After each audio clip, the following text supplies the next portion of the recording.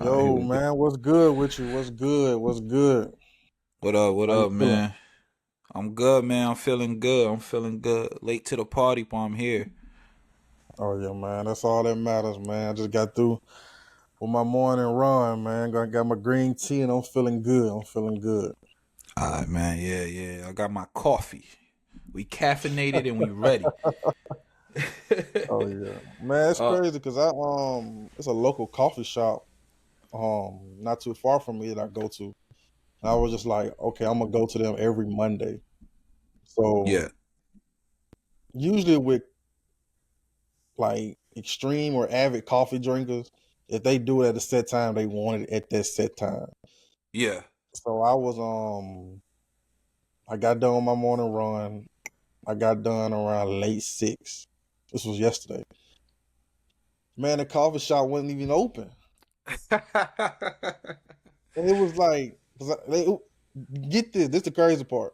It was like, we open, but we not taking orders right now. So I'm guessing they was open, but they had to get the machine up and running and yeah, things like yeah, that. So I was just like, man, Did you I tried wait? to order it twice. I ain't worried about it. I got some coffee from somewhere else. Yeah, man. They gotta be up early for the runners. That's what I'm saying, man. Like people got their set time, and it's a Yeah, lot of competition as far as local coffee shops. Like I think it's like 3 in my area that's like family based and small business owned, and so there's competition in that. So you gotta be right. You yeah. gotta be right. You gotta be available. You gotta have like the best ability is availability. So you gotta be on time. That's I like that right there. The best availability. What is it? The say that again. That was fire. Oh yeah, I mean it was just a little regular quote that I've been hearing all my life. But yeah, the best ability is available. Can you get my words out? The best The ability is availability. Yeah, yeah, yeah. I like that, man. You gotta be Yeah, available. yeah, coffee. So coffee is a big market out there. Like, I mean, yeah. I mean, I think it's yeah. You can say that. Yeah, there's a lot of coffee drinkers in my area. It's just I cause use I it for like just purposes of okay, if I got some like a business meeting or if I got a business to handle, I'm trying to start my week off. I usually take where it that route. where yeah, I miss New York because of all the coffee spots. That was a big thing. Uh, I'm trying to open a coffee shop, man. I'm gonna give it like another maybe like 5 years. Right. But I Oh, that'll be definitely want to dope. open a yeah, I want to open a coffee spot. Out here is not too crazy. There's you got Starbucks and Dunkin' Donuts. But there's one local spot I still haven't checked out yet. But I'm gonna check them out. Hopefully it's good. Okay. There's a spot out here though that I'm not gonna shout them out. Not no free promo yet. But but but they are they also like a comic book shop, so they pretty dope. They're Oh, pretty that's dope, dope. man. That's dope. Yeah, man. So here we are, another episode, bro. Another episode. We locked in the three-peat. Yes, indeed. Another installment of the I Hate This Industry podcast, man. I think it's only right because I know we a little late to the party, but I think it's only right that we pop out. We we talk about the pop out. The pop out, man. I enjoy that shit, bro. I'm not Oh gonna yeah, lie. man. I had my I hate Drake cap on. I was I haven't listened to no Drake Not at since all. since uh since this Kendrick thing. Now the pop out was fire. It was fire. Shout out to Amazon for doing their thing, man. That was big. That was a good look for hip hop, a good look for the culture, a good look for the West Coast. And their production was amazing on there. I don't know if that was them or if that was Kendrick's people, but that live stream was fire. That I mean that lineup was crazy, bro. That Oh yeah, everything was good. They ain't miss a beat. Everything at was good. all. Everybody came out and went crazy. The Yeah, yeah, man. What was your favorite set besides the Kendrick? Because Kendrick killed it. Man, and I've been playing this song all week and all weekend. I like the Ray Vaughn set. Okay. I like the Ray Vaughn. Ray Vaughn he signed to TDE, Yeah. and I think he maybe did one or two songs, maybe one, I can't remember. But I know he performed one of my favorite songs by him. It's called Problems by Mm. him and Pusha T. And man, that was whoo. I gotta Yeah. I gotta see that record, man. That's a powerful record, man. Like I said, he a young dude. I'm not sure where he's from. I want to say probably he's from Cali. That was I think so. everybody that was on stage was from Cali. So yeah, Yeah. man, he got a song called Problems with Pusha T. That was one of my favorites. The I wasn't expecting Tyler Creator to come out. That was dope. Bro, that That was was dope. literally that's in my top three of the sets for the night was that Tyler Creator Oh set. yeah, That was so that was fire. dope. The Steve Uh Lacy one was dope. Steve Lacy The was good too. I like the West the Side Tommy the Boogie Clown set. was dope. Tommy the Tommy the Clown was Clown. fire. I always heard about him and I've seen him before, but I Yeah. wasn't just hip to that. And Yeah, like yeah, yeah. the presence and the spotlight that they gave him was well deserved. Yeah, the It Super was West Coast.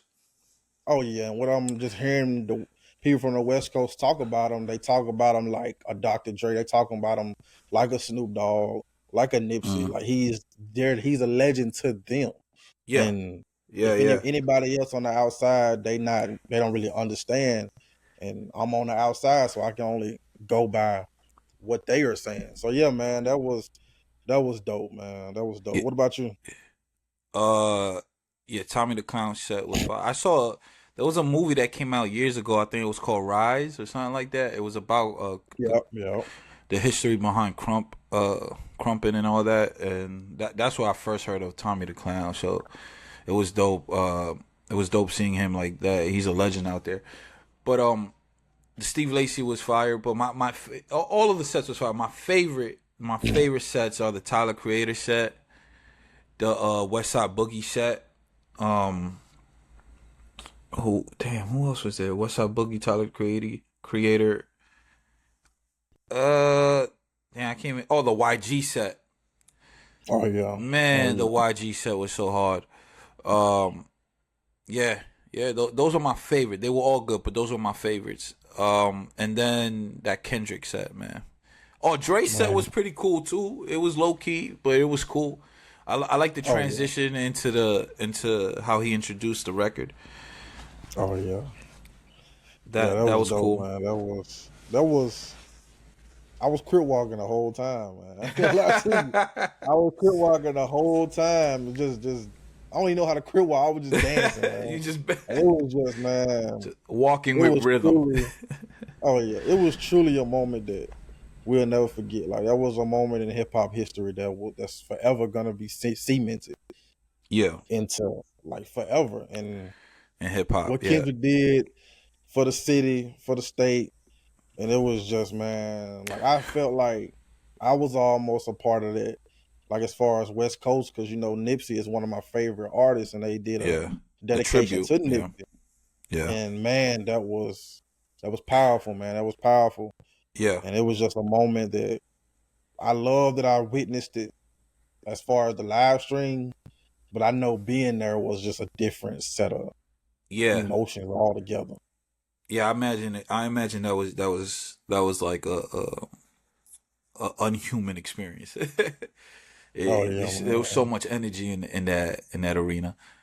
Yeah, I really Oh like the Nip yeah, tribute too. I like that Kendrick. I like the sets that Kendrick did. The songs.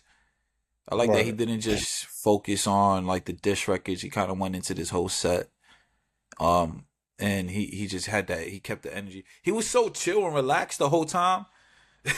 He was so like his energy wasn't even that crazy. He was like so relaxed and he had everything going nuts. I like. Have you seen the memes of him doing like the Drake dance from Hotline Bling? Yeah, I And seen it. I because seen he it. was, and I was like, "Yo, was this intentional?" I definitely think it was. Definitely think it was Definitely intentional. was. Definitely was. Kendrick is a wild dude. Yo, I see a lot of hate though.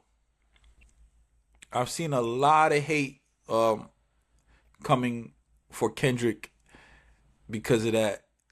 You know what I see a lot too, people going because he was shooting the video I think yesterday, and I saw a lot of people going that we're tired of this song and that he's Right. running this into the ground. There's this misconception out there. I'm gonna say this.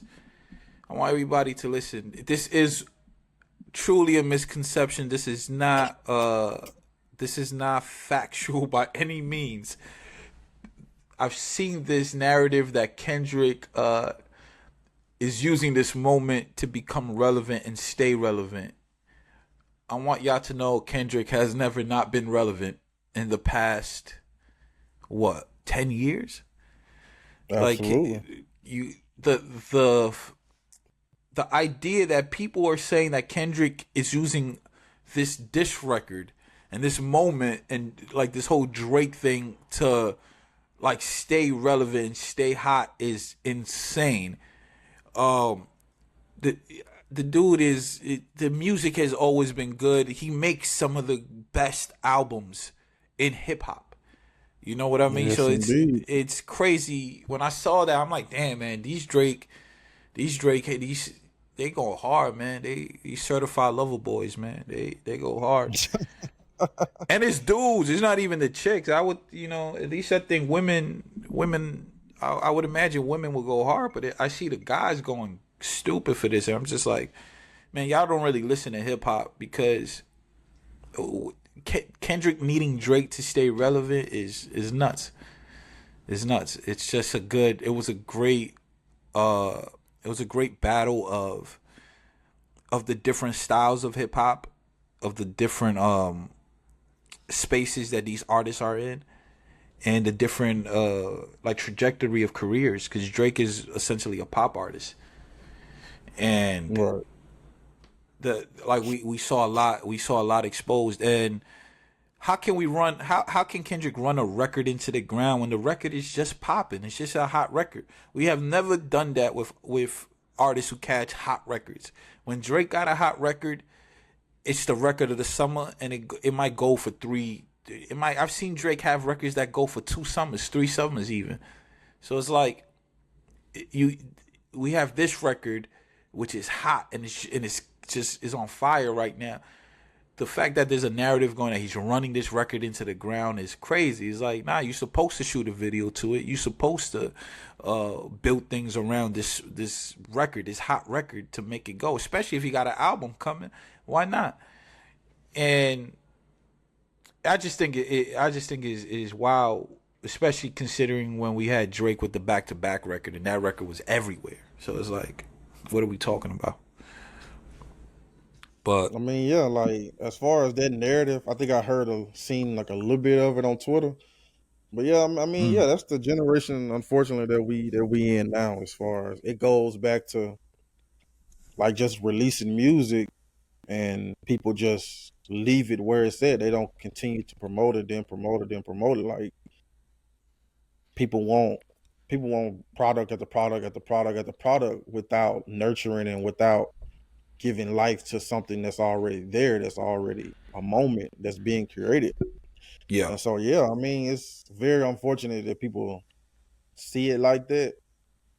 And so looking at it from my point of view is just like, man, that's a record that's I'ma play forever. That's a record that's like just gonna be cemented into and hip my hop. playlist forever. Right. And yeah, and hip It, hop also it, like and just like back to back, like these records are being played at basketball games. Like I was watching a WNBA game the other day, and they played their record after Angel Reese and Chicago Sky won. So like wow. I'm like, man, this is the record of the summer. Like this is it. Yeah, If people didn't have any questions about it, then yeah, this is it. This is the record of this is damn near the record of the year. So like yeah. It's it's up there. something that it's inevitable. So they can't run from it. You can't run Nah, from this. yeah, yeah. You can't. Into into like try to cut the legs off of Kendrick is crazy. That's King Oh Kunta, yeah. man. Come on. Oh yeah. Yeah, And even he not playing with y'all. at all. And even going back to the show, like him opening up with the long sample version of Euphoria, Yeah, and yeah, it's yeah, just yeah. like, man, Man, I forgot, yo, this record has been hot, so it's like it's gotten so big. I forgot how good Euphoria was. man, listen, that's my like I said on the other pod, that's another episode. That's my favorite one. That's my Yeah, favorite disc record. yeah, Like only it because, of course, it resonates to yeah, certain yeah, situations in my life. So like that's my favorite one. Like that's the one I go to the most.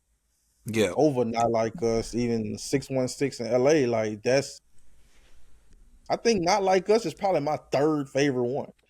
yeah. I love Not Like Us. I like Euphoria better as far as it being. I just like the introspective records better, but Family Right. Matters is up there for me, man. That's number two. If it's Euphoria, it's Family Matters after, because Family Matters is such a good record, man. It's such a Yeah, it good is a good record. record. It is a good record. It just Kendrick stepped on it, so it's like, what you gonna do? But it's such a good record, and it deserves that. And Drake is chilling, man. I don't think it's. Honestly, damn. See, this conversation will keep going because I don't think it's over for Drake, but that he's losing a lot of steam. I don't think I don't think that the industry is gonna look at him the same anymore. Uh, but who knows? I could be wrong. Drake is incredible. Like, so Drake is Drake for a reason. His career is a 101. There's no other career like Drake. So uh, he has an ability to shift culture. So let's see, man. But Yeah. fuck It's gonna be Toronto, interesting man. to see who on his next album. Yeah, I'm not a Drake album guy no more, man. He Oh he yeah, he. them days over with. Yeah, he be losing me, man. He be. I don't even know because he get experimental, and that's cool. But I feel like the body of work be lacking because he get too much in that experimental bag, and the records just don't hit. I just think Drake has a copy and paste formula, and that's cool because sometimes you'll get a good set of records out of it, and that's okay, and that works. But as far as album structure, I mean albums that he putting out, I don't think he structures albums good anymore. Maybe it's just not for me either. I might have just outgrew that demographic that he actually makes music for. So, but the pop out was legendary, man. That's gonna be one of my favorite live shows to watch. Oh yeah, Um, definitely was. I loved everything about it, man. I loved everything. It was so West Coast. I thought the game shit was corny, but hey, it's game. I got a love hate. I have a love hate relationship with Game. I love him or That's hate him. crazy. Nah, I love Game. He was one of my favorite rappers at one time, but he just do. It's just like, bro, it don't. Nobody cares. Like that's honestly, and I love Game. I think he's an amazing artist.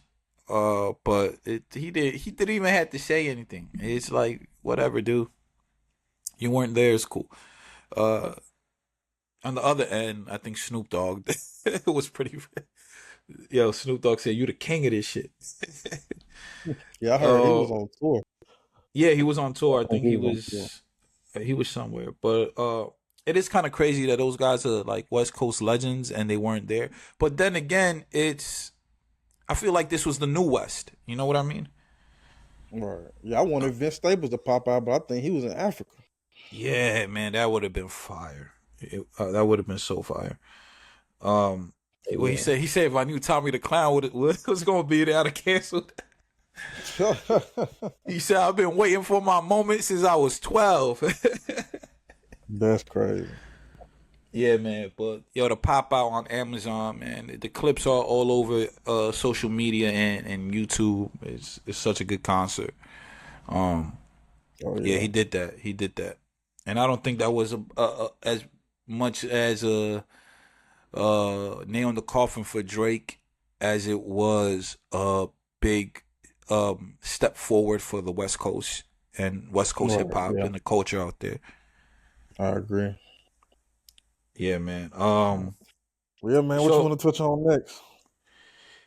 Yo, Tommy Richmond. I know you say you haven't listened to this dude. I heard a little bit of the viral song $1 Million Baby. I heard a little bit of that. Yeah. So he put out a tweet saying, "I'm not a TikTok artist," right?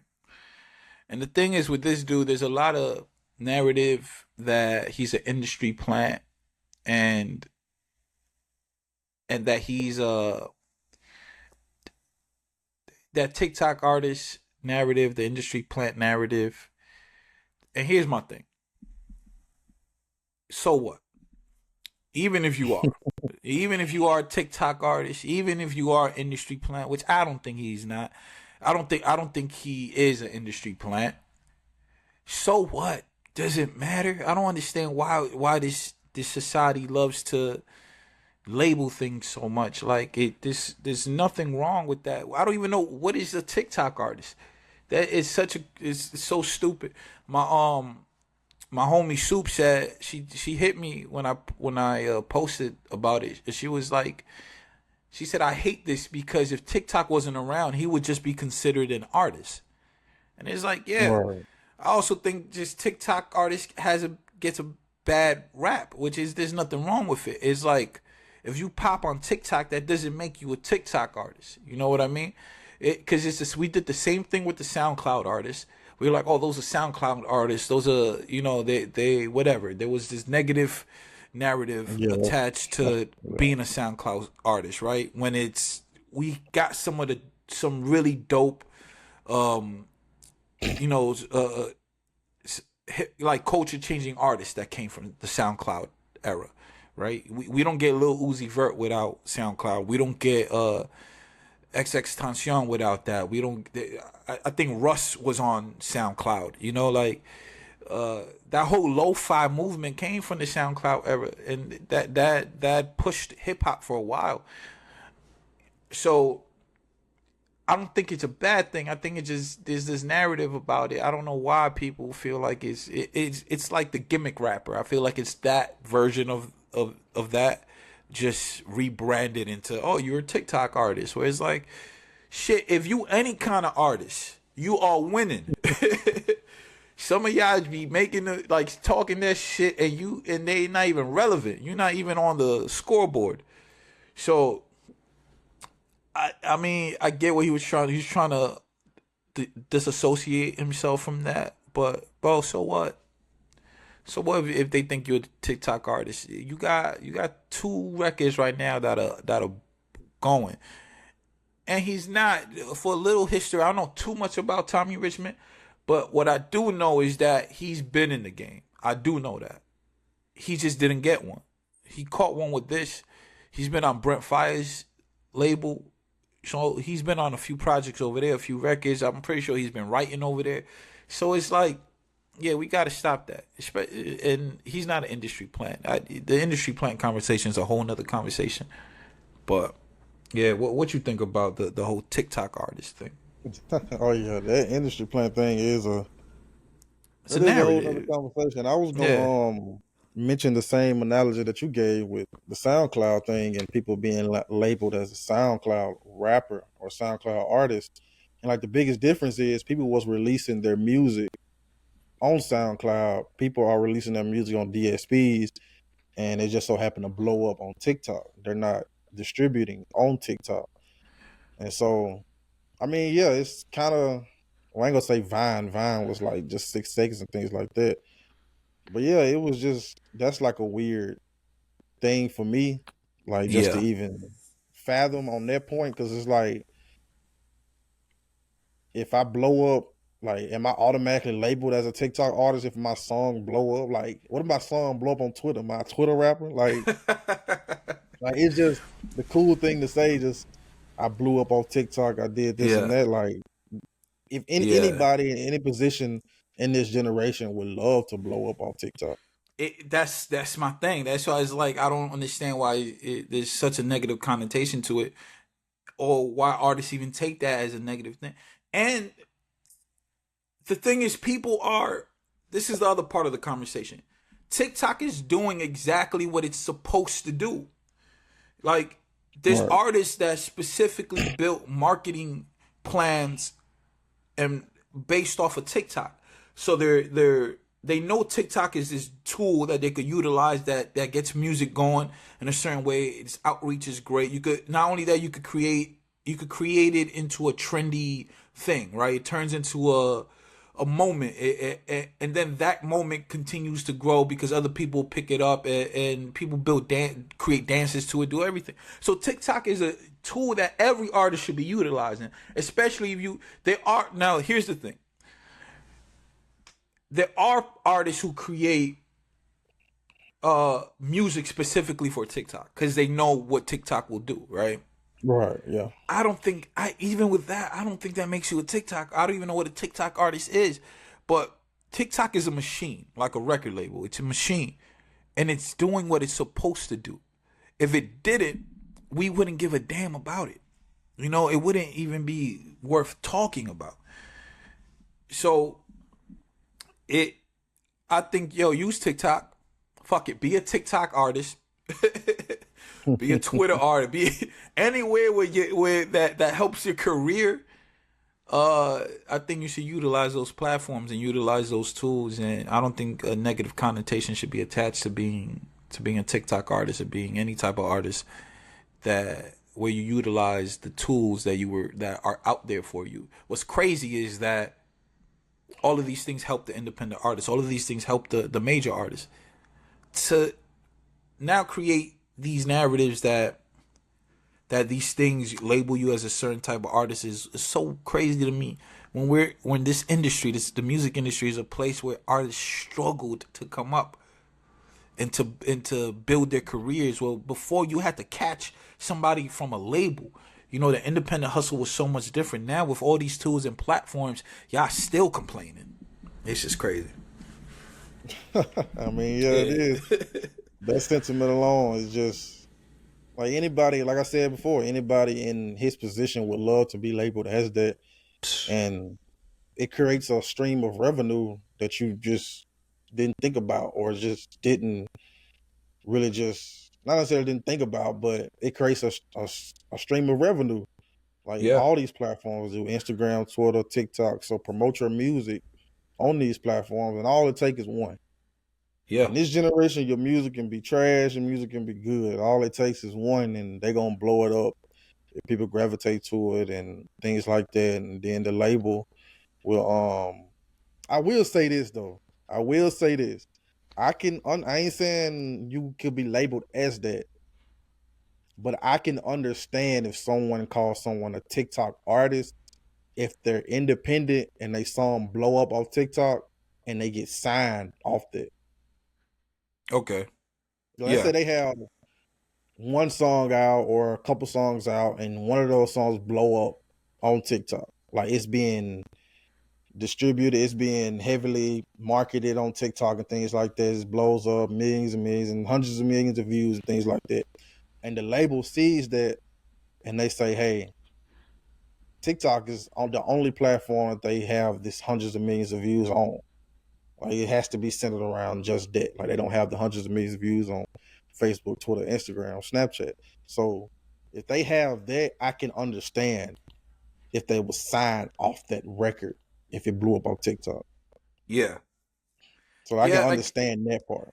Yeah, I get that. Cause then you're saying that then that's the expectation that the label is having of you to be this type of artist that like because that one record worked.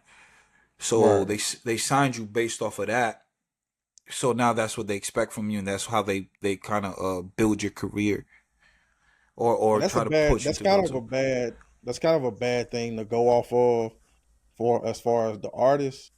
Yeah, because the label is gonna forever milk you. They're gonna milk you. They're gonna milk you, and they're gonna keep trying to get a TikTok record, and then what?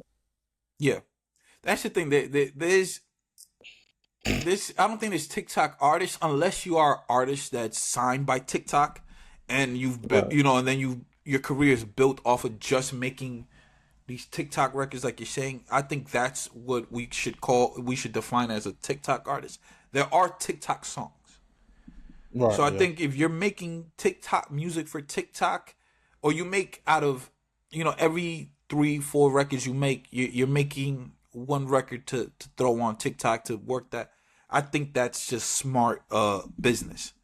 I don't think that's necessarily a should define you as an artist, but I think that's good business, and it allows you to stay diverse in your career and in the things that you create, because you should utilize those platforms and build things for those platforms if you're using them. Like it's no different Right. than media creators who create content for TikTok and create content for IG and content for Twitter.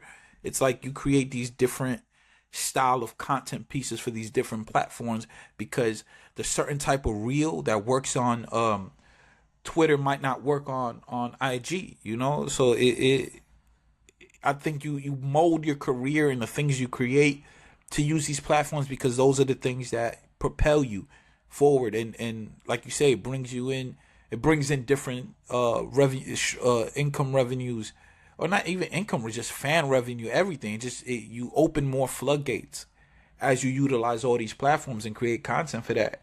I think it's laziness if you're not doing that. So, as you know, if you want that type of time. But yo, Tommy Richmond, you my favorite TikTok artist, man. How about that? I will say it. That song $1 Million Baby is. I That like shit go. the sound of. I do. I do want to say that though. It's Like I ain't yeah. never heard the full song, but what I've heard, I do like I've heard the clips on TikTok. it. I think Yeah. that's his point. You the problem. You the problem, bro. Somebody You the used it in the Instagram reel the other day, and I played it. And like, I don't really browse TikTok. Like, if I'm looking for like me neither. information as far as like, there's a lot of video editors I follow on TikTok, and they'll Got you. give me what I need in 20 seconds. Yeah, but you the problem, bro. That's exactly he's you who he talking about, because I have yet to put $1 in that man bank account. I will say that. I have you not put a cent in that man bank account. you have not heard the full record, but you heard that 10 minute, that 20-second clip. Well, hey, that marketing work. Who is he signed to? You know, Brent Fires. is Brent he Fires. like does he does any distribution through like Warner or Sony or anything? Shit. Let's see. Let's Who, see. Brent Fires or Tommy Richmond? He is. Yeah, he's just. Where is Yeah, it it? says under exclusive license to Pulse Records, distributed by Concord. It says, yeah, ISO Supreme. It seems like he's pretty independent. Pulse Records is Pulse Pulse Records is it's where are they under? That's the question. People will get fooled by it. They'll look at that and say, "Oh, he's independent." Whole time, Pulse Records has a marketing or license deal with Sony or something like that. Yeah. Pulse is big. Because Pulse got Brent Fires, which is who Tommy Richmond signed to. So that I gotta look into how that works. But James Blake is on Pulse, Flo Milli, Ty Dolla Signs, K Trinata, like Run the Jewels, Kaylani, Corday, Rich the Kid, Freddie Gibbs is over there. So they got a nice roster, and he actually fits right into that now that I look at it. Right. So they getting their So marketing dollars from somewhere. damn, Post Music Group was founded in 2008 by songwriters and producers Scott Cutler and Josh Abram and Ann Previn as a creative sanctuary for songwriters, producers, and artists. That's shit. I kind of want to dig a little more into Post after Definitely this. definitely That's gotta pretty. do the research. They seem like a pretty dope record label. Speaking of that, interesting enough that label was created for the creator. What it seemed, the creatives. It seemed, in their about, they put a highlight on songwriters. Yeah. Ray, man, Ray is dope. I don't know people who know who Ray is, but she is an amazing talent. She just got a Songwriter of the Year, I think, at the Brit Awards, and Man, she said something that she was talking some shit, man. She was putting her foot on the necks of these record labels. And the thing is it wasn't the first time. She had won an award a few months ago, and she spoke on the same things. And she's basically what she was basically saying. She was putting the record labels in a hot seat and telling them, you guys need to take care of the songwriters. She put a spotlight on the songwriters, and everybody deserves this. If you're in the industry and you busting your ass and you working hard, and you making things that record labels are benefiting from, that are profiting from what you create, this applies to you too. But she was saying for songwriters, she was telling the record labels, you need to take care of your songwriters, because besides being the artists are a key part of the success of a record label. But you don't get nowhere if those songs aren't there. And not every artist is a songwriter. And if you know this industry, you know songwriters are very underappreciated. Some of them don't even get credit on records, you know? So she was telling the record labels, take care of your songwriters, pay for their travel, pay for their food, pay for or anything that involves them doing their job that you benefit from. And I love that she took a moment. I love that she's done it. This is not new for her. That she's done it time and time again. But in the midst of her winning Songwriter of the Year, she took the opportunity to once again point that out. And she doesn't have to. She's an artist who's successful. Like she's big. So I thought that was dope, and I think she's right. Record labels, take care of your fucking people, man. I mean, yeah, it's kind of similar to as far as the writers in film, like Yeah, yeah, what she did speak about. Like, I definitely agree with it. These labels feel like writers are replaceable. They feel like we can just go grab one and this and that. We can create a writer account. We can just go grab one, this and that, this and that. We can dispose of them real quick, throw them away, this and that. We can always come up with a new one. yeah, Like, so yeah, it's always been that analogy of just team building. Like, you have this artist, let's surround this artist with dope writers, and let's take care of these people. Let's take care of these people to make sure they're well fed, not just food wise, but financially, their mm. living situations, their The environment, things like opportunities that that. come towards them. Right, absolutely. So they have an ecosystem around them that they know that they have your full support. So yeah, it's man, it's a dirty game, man. It's an evil world we live in within the music industry, within the film industry, entertainment industry in general. And I was like I seen a post a few months ago around the time when the actor strike was going on, and it was a guy, I can't remember his name, but he was talking about songwriters doing the same thing. Yeah, And I was just to myself, I was just thinking like, okay, I don't think, to my knowledge, I don't think there's a guild or a platform like SGA towards yeah. songwriters. I don't think there's something like that. Maybe it is. I'm not 100% hip to it. Uh, I I think so. They're damn. Cause I it's believe so. like what makes the difference between film and music is the actors are gonna act. The actors are doing their job as far as acting. Most actors are not writing. Most actors are not directing. But in music, you can have an artist like Kaylani. You can have an artist like Party Next Door or something like that that writes their own music. Yeah, You can have artists that produce their own music. You can have artists that mix their own music. So that limits producers. That limits engineers. That limits songwriters. So you don't necessarily need a whole team of songwriters anymore. Like you yeah, have that. Like if you look on the Beyonce album, there's there's a lot of there's a lot of songwriters on that. Like yeah, so yeah, it all depends on the artist, and if it if it's catered more to hip hop and R&B, you're gonna see less of that. But if it's more so pop, you're gonna see a lot of that. They surround pop artists with the songwriters. Like oftentimes when it's a songwriter guild or a songwriter situation, there's most likely a pop artist surrounded by that. Yeah, Because pop music is the main thing that the record label wanna push, so they invest in that. yeah, I agree. I don't think there's I was just looking it up. I thought I had just taken some notes, and I thought I had wrote something down on that.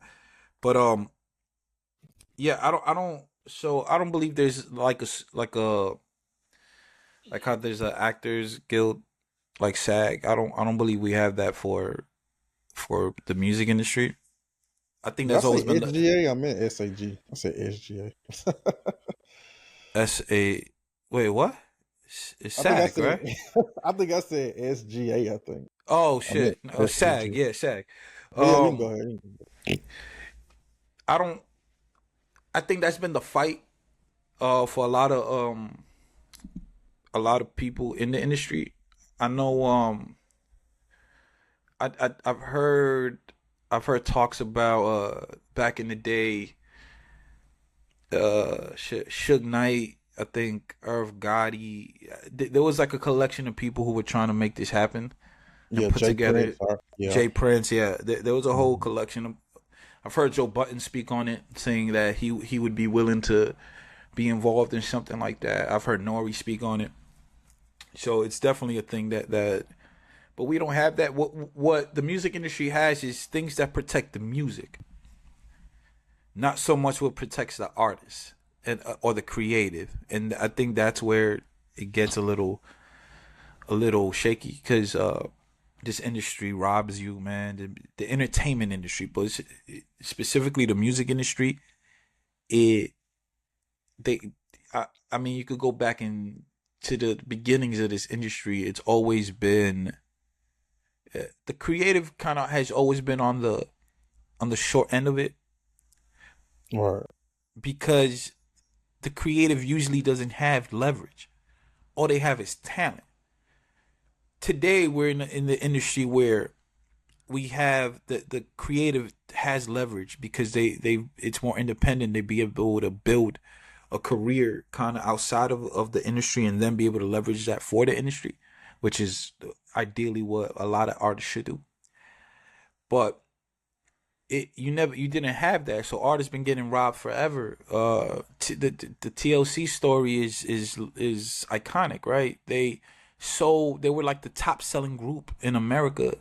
It, and they had all these records that were blowing up. They were huge. TLC was huge, and they were broke. They didn't have $1 in their bank account. You know, like they showed up to Pebble's office with like guns and shit. Like you know, they wanted their money. So that's for we always gonna see that. Ice Cube and NW and Easy, the Ruthless Record situation. I mean, Hmm. it's forever. Like we could go on forever about artists getting robbed. So imagine those are artists. Now, when you talk about songwriters, these are the intricate parts of what makes some of these things successful, and those guys most of the time don't have any type of spotlight on them. Like when you look the Lauryn Hill situation, that was pretty big. She got sued by the record label. Right. She got sued by the record label because supposedly, I think it was because not supposedly this actually happened, but I believe it was because she didn't credit the artist properly. All the people that wrote on the record. I don't mean writing just by lyrically writing. I mean music composing is a form of songwriting as well. But she didn't credit them properly, right? And that was it. I love Lauren, and that was such a. I was on the fence with that one, and this example, like I think this is a perfect example because, see, what happened with the Lauryn Hill situation? I believe it was she paid them initially, right? They were in the. It's like when you hire a musician to come in and do something, right? So she hired these musicians, paid them, and then she put out the record and didn't credit them or whatever.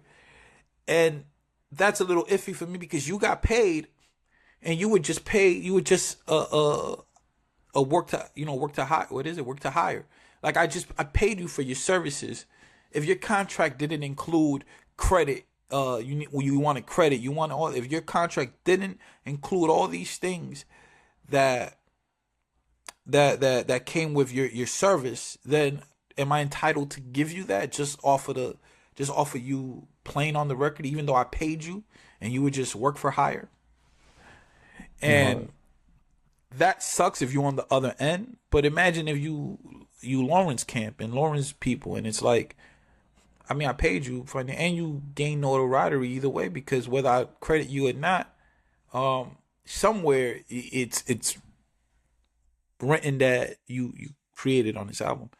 Though, I mean, yo, credit your artists. I don't even think that should be in. You should need to put that in a contract, but it's. I mean, it is what it is. Um, yeah, man. Record labels, take care of your people. Pay for their shit, man. Make sure they got opportunities. Make sure they could travel without spending their own money. Make sure they could eat without spending their own money. If they on the job, come on. It's just that's ridiculous. Yeah, pay those people, man. Make sure your split sheets is right. All of that, man. That's for songwriters and Absolutely. artists too. Make sure your split sheets is correct. You have to. That's the other thing. Before we move on from this topic, creators and artists, make sure your shit is together.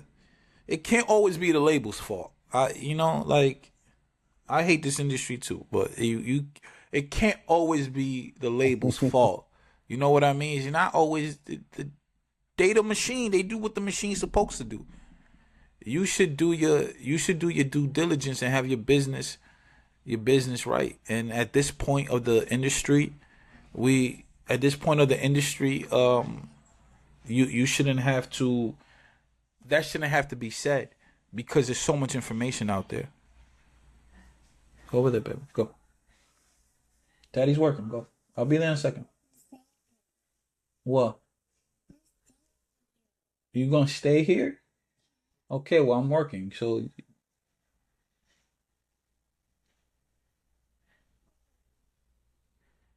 all right. My fault.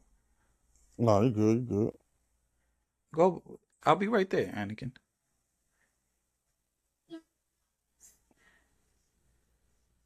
You what? Okay. Can you reach it? Take it then. All right. My fault. My son is. All right. Um. Yeah, man. Yeah, I man. think What you that wanna that that touch was my on piece next? on songwriting. I saw you added something. The talk to me about John Singleton, man. Man. But yeah, man, I'm in the midst of creating my short film. Man, it's been a long process, but it's been a beautiful one. Like it's been a beautiful process also because I'm learning a lot about myself. I'm learning a lot about storytelling. I'm learning a lot about character development, story development, like the climaxes of things and things like that. And so I always give myself credit for taking those steps back and just study and just reevaluate things. And I've seen every season of Snowfall. I've seen every season, every episode. And so lately, well, last week, I was like, okay, this was maybe Friday or Saturday. I was like, okay, I'm gonna restart Snowfall. I'm gonna restart Snowfall because I remember the first time when I watched it, it was hard. It was hard for me to watch because I wasn't. My mind wasn't like in that field as far as the storytelling and that type of lane like them on the West Coast and just that story. My mind Yeah. wasn't there. Like it took me. I watched the first two episodes like three times over. Then I kept Mm, watching, kept watching, kept watching, kept watching. Then I got hooked on it. And so just the other day I restarted it. I'm already on season two now.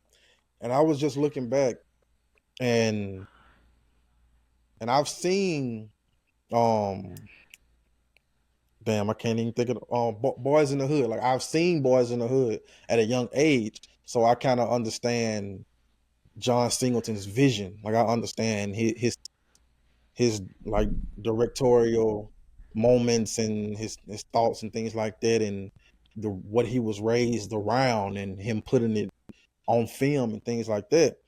So Yeah. me watching Snowfall, I was just like, man, like this first season is truly, truly brilliant television, not only from his point of view, but just the storytelling and just telling each character's story and just background and highlighting the LA in the 80s. And I was just like, man, this is why this is truly why I started the foundation for my film, the foundation. So I was just like just looking at it and I was like, man, that's I remember sitting in my dorm room in college and I was just like, man, I want to do something like this. I want to be able to tell captivating stories like this. And I was just like, okay, let me write this down. Let me do this. Let me do that. Let me do that. Because originally the foundation script, it was about drugs. That was the original plot. Like that was the original thing. Because I was watching Superfly at the time, the new one with Trevor Jackson, and I was Yeah. watching Snowfall as well as American Gangster. And like that was the premise for the short film, but I later changed it over time, like from that type of realm. But as far as the foundation and the moments that was shared, as far as the acting from Idris, and as far as things like that, and the story that they told, I was just like, man, like this is truly brilliant. Because I'm a student of the game. Like I'm fairly new to like the details of filmmaking. Like Yeah. as far as filmmaking, storytelling, I've been doing that since my first short film in 2018. So as far as the detail side of things, like the smallest details of filmmaking, like I'm fairly new to that. So I'm a student in the game. This is my first day of class, my first semester Mm. of this. So I'm very excited about what I'm learning next. So yeah, man, it was just like I said, I'm on season 2 now, and it's just truly brilliant. But yeah, man, rest in peace to the great John Singleton. Rest in peace. Yeah, man. I don't want to talk on the controversy that's around him, but I've heard there's been some shit about John Singleton. He's he's a genius, nonetheless. He's a genius. I love Boys in the Hood. His storytelling abilities is incredible. Um, Snowfall, yeah. Uh, did you hear Have you seen it? Snowfall? Yeah. I never saw the entire thing. I saw the first season. I gotta watch it because it's one of those things where I hear so much about it, and the first season was so good, and I heard it just gets better. But John Singleton has his way of telling, like he pulls a lot from his like life and his. I love that he puts this lens on like the hood, I guess, because I see the related. I relate to a lot of the story, and I like I come from the stories that he tells. Like I've seen a lot of that. So his ability to put it visually is incredible. With filmmaking, um, I feel like I'm fairly new. I've been making films for a while, honestly, since I was a kid. I was part of a program called Global Action Project, and we made short films that surrounded social issues, and that was kind of my introduction to filmmaking. And the last film I did was the short film we did for Elijah Rhodes, The Hostage, and that was more music video based. But I try to take a lot of elements that I learned over my career and put it into that. Today, my filmmaking would be a lot different just because I have a different perspective on how to use certain tactics and the detailing of storytelling. But even like with Hostage, I told the story backwards. So that was like a unique perspective that I like films that tell the storyline backwards. Not always, but when it's done right, is really dope. Um, but yeah, I remember when the Foundation film was based off of those premises, and I could see the inspiration behind it. I love that you, as you went on, you like strayed away from that, and you pulled more of you into it, you know? Right.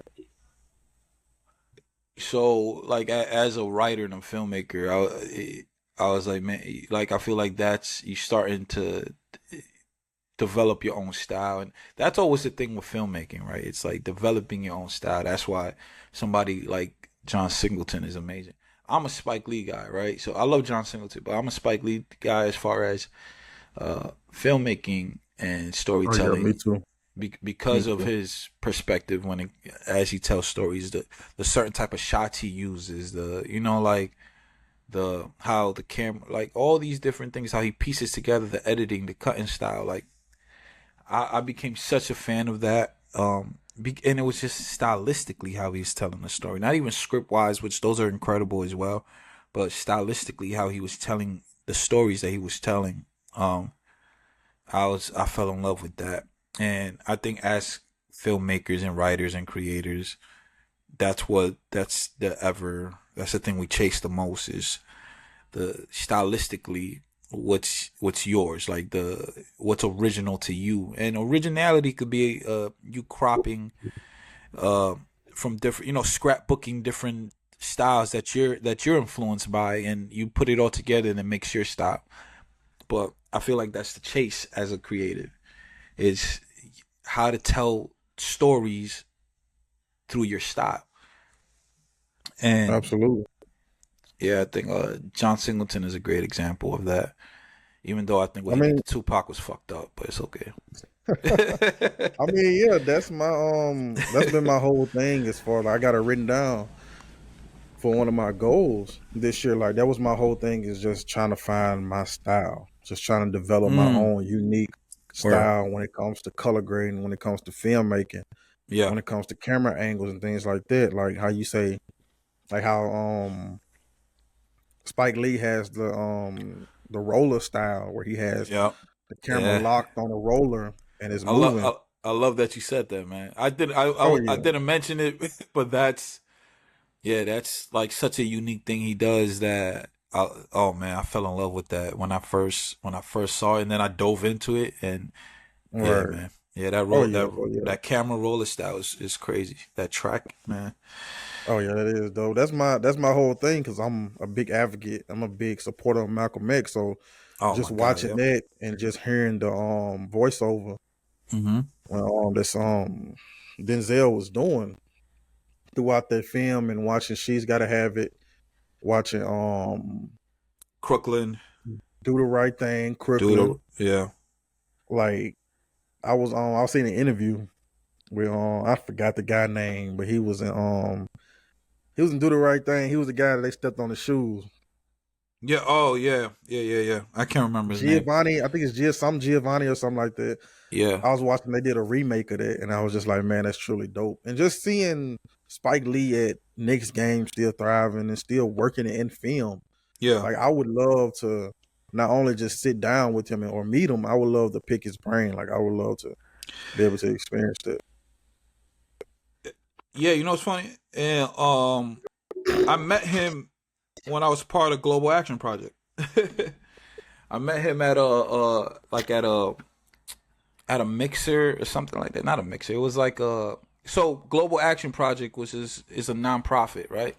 It's also not government funded. So we used to have to do these these dinners and these damn, like these big receptions where I gave speeches a few times, and it's to raise money, right? You get like, as an independent company, you try to create this environment, and to pitch what it is you do and try to get money from people, to so you could continue doing business and creating what you create. So we had a few of those, and I met him at one of them. I believe it was held in a museum. I can't remember the exact details. It's so long ago. But I met him. He was just walking around talking to people, and I went up to him. I was telling him how much of a fan I was, and yeah, pretty dope, pretty dope guy. That just from that interaction, I didn't talk to him much about like shit. In back, I was a kid. I didn't really have what I had as a filmmaker credit was everything I was doing at Global Action Pro. I didn't have a style or like a vision, or I had vision, but not like my own. What I'm telling my story, and what I wanted to do in me. I didn't even know I wanted to do media back then. I was just doing it. It kept me out of the kept me out of the bullshit in the streets. Um, But yeah, man, that's dope. That's dope. Like I would love to, because I know you a New York native, so I know seeing him was always like seeing yeah, it definitely dope. That's something like I uttered. That's something that I would definitely love to do. Like just pick his brain and just just hear about the stories and his upbringings and things like that. that I did. I did ask him about like his inspirations behind filmmaking and everything. That was like always his thing. That was like he knew he was gonna be a filmmaker. He knew that, like that was, he chased that. And developing his own style was a very important thing. I remember that. I remember those things from the conversation. Yeah, I'm big on style, man. I'm big on style. From from even my music videos, everything that I've ever done visually, I've leaned a lot on style, because I believe style pushes you even when the quality isn't good, when the equipment isn't good, when you're lacking in other places of like hardware, software, like maybe location. When you lack in different areas, style is something that could push through everything and make a project unique and dope. There's movies like Clockwork Orange, which is such a weird movie, but stylistically is so dope.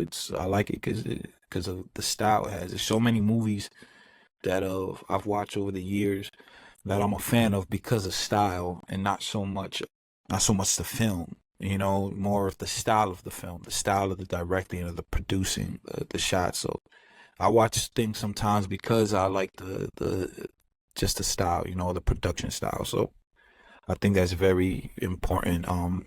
And man, actually, the next project I do is gonna be very. I'm gonna lean heavy on style. I'm gonna lean very, very heavy on style. Yeah, I'm experimenting with certain things with this gospel video that I'm doing, Okay. because it's a certain shot where it's kind of simple, but like I done it twice with the last two videos. It's like a standing still shot, and it's just like a regular capture the environment type of thing, to Okay. where it's a slow zoom in, and the subject is just singing or rapping to the camera with no movement, only Yeah. their lips. So that's one thing that I'm just trying to play around with and just try to do. Like I want to be able to do that with majority of my shots. But as far as editing wise, it's some things that I'm playing around with to see how it go with this Yeah. next project. Editing style is another thing too. It's not just a shooting style. You gotta develop a certain That's what I'm editing saying. style. Like Yeah, you there's can, certain shots I do in everything I've ever done. Because I'm such a documentarian, like that's my background of media comes from like documentary style films. That's where I started at when I started doing media, was these like documentary style like films. And so when I was doing music videos, I was shooting like these up close shots. Um, and they're like very specific like documentary style shots that I try to or bring into the music videos. I did it too when I was doing the the behind the scenes things I used to make. I can't remember the name of my own thing. The the behind the scenes content I used to make, I use a lot of that documentary style when it came to that. And I learned how to blend it with the music videos. And there's a music video that never came out that I did for Ortiz, that kind of combined everything together. And it was the latest music video I did, and it was probably my best one. And I combined a lot of that into it, and that style, like I've just kept that throughout. I mean, moving forward is evolving that and doing something a lot, we just all got them evolving itself. stories. So shooting something and it never coming out. I I was shot that going shit, bro. I shot it. I edited it. I did everything. I was going through my hard drive yesterday and just Yeah. trying to just clear up space. And I was You just like, deleted damn. it? Man, a lot of stuff I deleted. A lot of stuff was gone.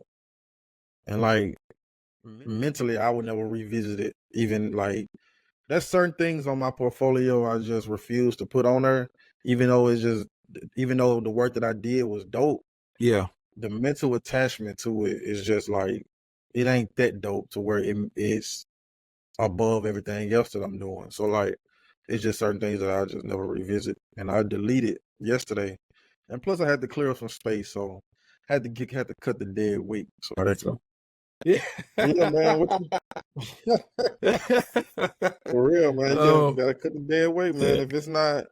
If it's not bringing you mental peace, if it's anything other than that, if it's not bringing you happiness, if it's not bringing you joy, motivation, inspiration, Yeah. detach. Don't try to keep holding on, thinking what if, potential, this and that. You talking from someone that has learned the hard way. Yeah. So, and I feel that. I'm just talking about business in general, because certain situations in personal life it is hard to get away from. So, Yeah. Not, yeah. Business, in business, you have a ability to kind of move forward and cut ties. Yeah, I feel that, man. We're recording this on June 25th, which is the anniversary of the Blueprint. Is that what we said? got a reasonable doubt. Reasonable doubt. Damn, man. You see, I woke up. I'm all fucked up today. Yeah. Let's get into our top 3 songs on the album. Of what? Reasonable doubt. Yeah, man. How many? It's a hard one. It's a hard one. It's a hard one. My for me personally, it's Dead Presidents. Yeah. Can I Live and Feeling It. Yeah. Damn, man. Damn, man. Those are my top 3, man. Because that was when I first downloaded Tidal back in college, and I just told myself that I'm gonna study Jay-Z. I'm gonna listen to every album from Reasonable Doubt to 444. Yeah. And even heard the one he did with Beyonce and a couple songs he got with Jay Electronica, but from the foundation to all the way to now. Yeah. And that was an album I didn't want to get away from, man. I just kept playing it before I even went into the next few. Reasonable Doubt is one of my favorite albums. I listen to it almost every day. I play a record from that. Can I Live and Feeling It are two of my favorite hip hop records ever. My top 3 are Can I Live, Feeling It, and I would have gone with Dead Presidents, but since you picked that one, I'm gonna give a Coming of Age. That's an underrated record. Is that the one with Memphis Bleak? Yeah, the one with Memphis Bleak. Yeah. There's a line on that record that has stuck with me since I first heard this album years ago when I was a kid. He said, quietly, is it? Nah. It's the line. It's off Coming of Age. He says, it's when he's talking to Bleak. The premise of the story is like Jay's like this big time drug dealer or whatever. And he's driving around and he sees the little homie, and which is Bleak, and he's like, yo, I see you hustling, doing your thing. Let me introduce you to the game, the bigger game. Let me put you on. And he goes, come ride with me. He's a G. He's a stack. He's some money. And Memphis Bleak goes, fuck a G. I ride with you for free. I want the long time riches. So that line has stuck with me, since I first heard the album, because it's like this perspective on seizing opportunities that are not necessarily financially driven. It's like fuck the money. I'm not even gonna take your money. I'm gonna show you how much I value this opportunity. I'm gonna show you the how much work I could put in, and then that money, the value of the financial growth, the value of what you would have gave me in finances is gonna grow, because you want the long time riches. Money is a small thing. Money is a tool. So it's like I've always been like that, I guess.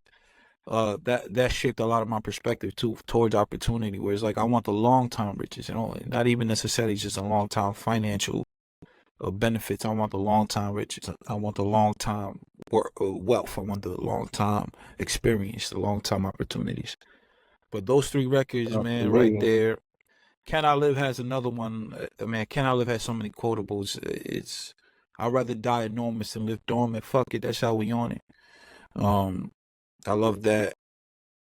Shit, Yeah, this. I just seen a fact. I don't know how true it is, but I can't even remember the name of it. But it was just the original title wasn't Reasonable Doubt.